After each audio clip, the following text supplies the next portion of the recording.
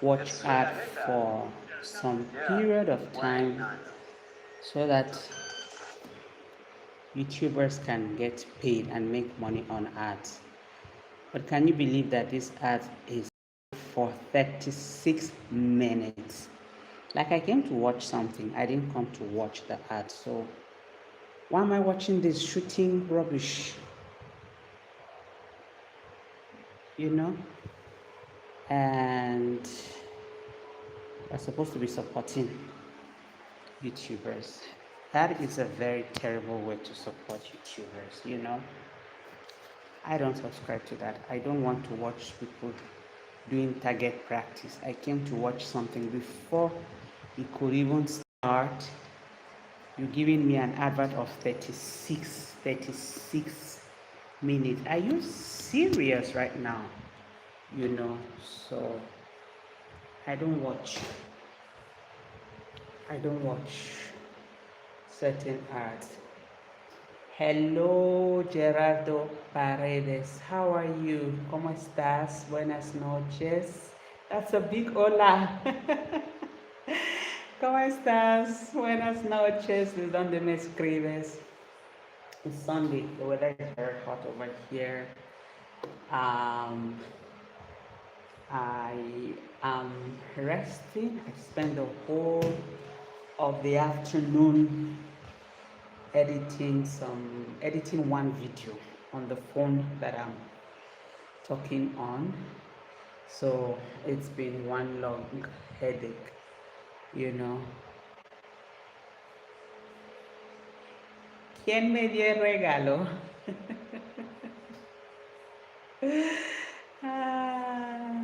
I'm chatting with someone in Spanish.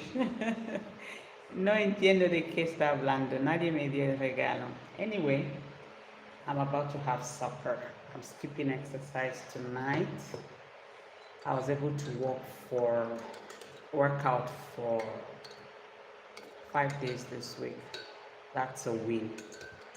That's a big win for me. And yeah, I'm having coffee. I'm having a big cup of coffee.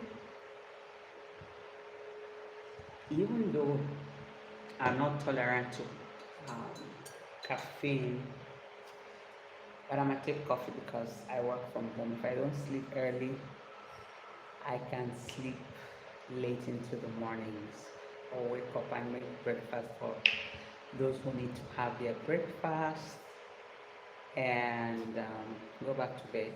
That's the joy of working from home part-time. So yeah, I'm gonna eat my supper.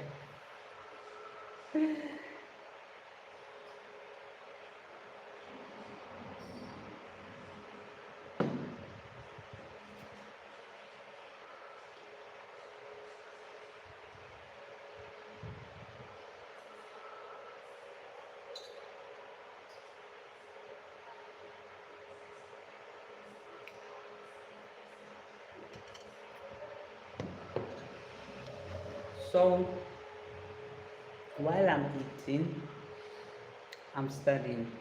I'm a very lazy student. And let me tell you, the best way to be a lazy language student is by immersion. You know, it's by immersion. Just watch something in your target language and pay attention, and you pick up words, especially if goal your goal is not to speak. If you're planning to be a translator or you just want to study some material, then that's the best way to be a lazy language student. So you don't um, you're not under pressure. You just listen and watch the videos, and gradually the pictures begin to match the words, and you begin to pick up phrases, you begin to pick up idiomatic expressions, and then you begin to speak. But if the aim is to actually speak, like actually reproduce the language, you then have to actually start with grammatical rules. You need to learn the basics of the grammar of the language, at least. Um, how do you say the conjugation? You should be able to conjugate. You should be able to express yourself minimum present and past tense and future tense, which is quite easy. Forget the rest of those literary rules and other things, forget those ones. Present tense, past tense, future tense. That is the time space we live in for the most part. Later on, you can go for the conditional, the subjunctive. It took me months to learn el conjuntivo in Spanish. I spent years, okay, months, yeah. And I'm still struggling with that. There are times that I don't place them well, there are times that I place them well, you know. But like we're on holidays now, like I said, I just watch documentaries because they are real life situations. So it piques my interest, it holds my attention for long enough for me to be able to pick expressions in the podcasts or in the documentary, So I do that now. I just listen attentively, I intentionally listen, and when I don't understand, I have um, my translator. I don't know if you can see. Oh, sorry, you can't see that. I don't know, it's not shown. But I look for the word here on my phone, or I go to Google and I look for the expression. It works better with Google. A French teacher of mine told me that it's good to work on Google. So I go to Google, and then thanks to the development of Google now has like AI. They give you an example of it, they give you the literal sense of the expression or the word, the different ways you can use it, and you can even ask Google to conjugate it for you so that you know immediately how to use it. Then I go back to the documentary or the film. With films, I think I love them because they are not real life, so one can be less emotionally attached and mentally focused. But I notice that because it's fiction, I tend to lose at focus or attention. Okay, so I prefer real life situations. I also like to follow news. All right, so that is one of the ways I find interesting. Another way to be a lazy or passive language learner is to watch films, especially childhood films or childhood stories, like fairy tale stories that you have watched in your mother tongue, in your natural language. If you watch those ones in those distance, so say for example you're learning French and you've watched Cinderella in English, you have an idea of Cinderella. So you watch Cinderella in French. You may not catch every word, but you have an idea of what the story is saying. So you can be able to pick up words faster, pick up expressions. So you follow the story alone. You're not just listening to just sounds or simply exposing your brain to the sound of the new language, but rather because you already know the story, say by chapter, you can be able to guess and guess right? So that's another way of listening to that. And if you just want to simply expose your brain to the sound of the language, audiobooks are a good way to go.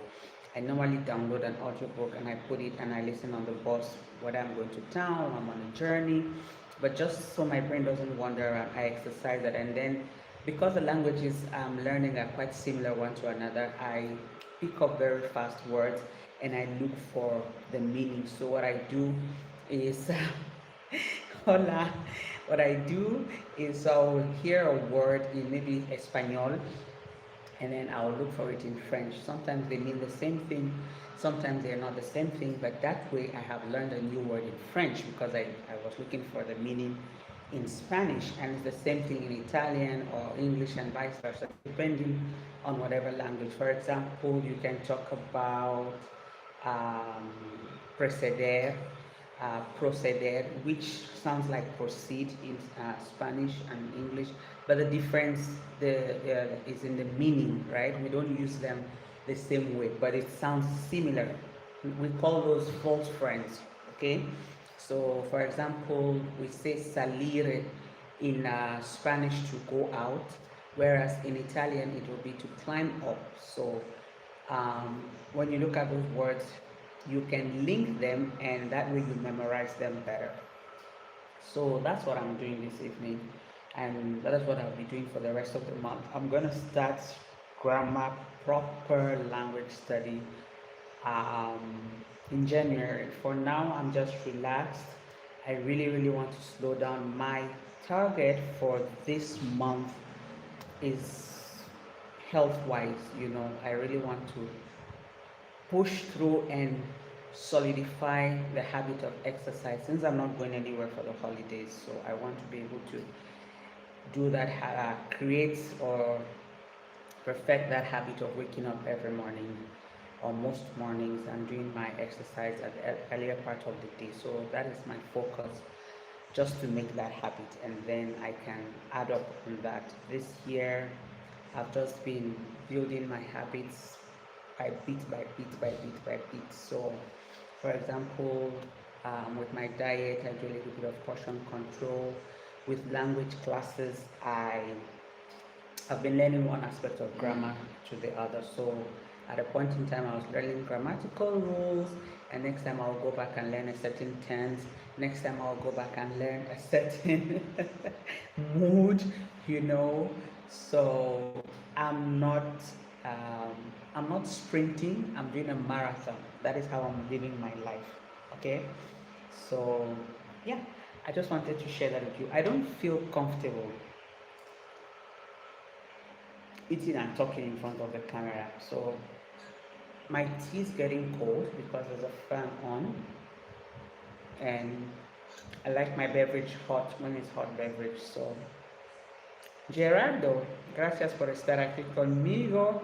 Voy a terminar mi merienda. Chao, hasta mañana.